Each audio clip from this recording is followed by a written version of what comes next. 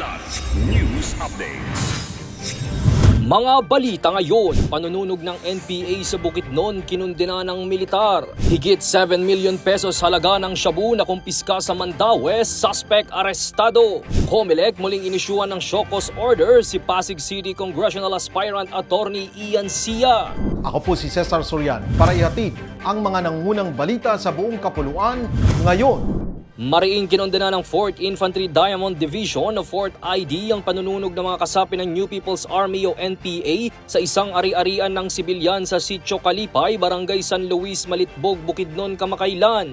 Tinarget ng mga rebelde ang hindi pa tapos na gusali at bodegang imbakan ng kamoteng kahoy na pag-aari ng isang King Ragandang Zayas. Tinatayang milyong piso ang halaga ng pinsala at maraming kabuhayan ang naapektuhan. Ayon kay 4th ID Commander Major General Michael Anayron Jr., malinaw itong paglabag sa international humanitarian law at isang teroristang hakbang upang lumikha ng takot sa mga komunidad.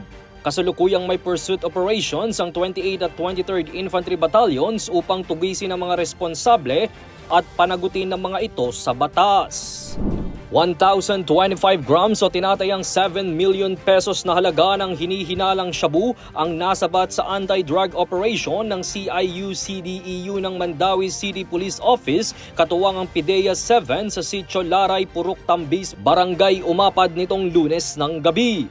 Kinilala ang suspect na si Randel Comedja Alferez, 28 anyos, residente ng Minglanilla, Cebu. Kumpiskado ang 1,025 gramo ng hinihinalang shabu ang nakuha mula sa suspect.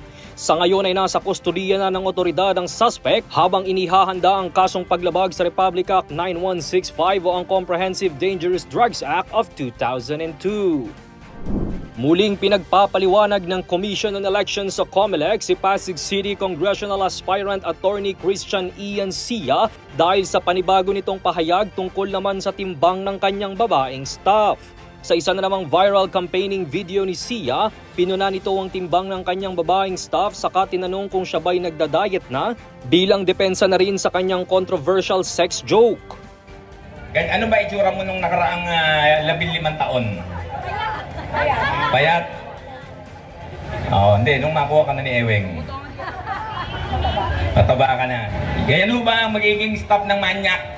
Sa inilabas na show cause order ng COMELEC, posibleng violation pa rin ito ng Section 3 ng COMELEC Resolution number 11116 o ang Anti-Discrimination and Fair Campaigning Guidelines, partikular na sa discrimination against women and gender-based harassment. Muling hinihingan ng paliwanag si Sia ng hanggang 3 araw at kung bakit hindi dapat siya diskwalipikahin sa kanyang pahayag. Para sa Kidlat News Channel, ito si Jai Reyes, nag-uulat. Ako po si Cesar Sorian, kasama nyo sa bawat pagputo ng balita.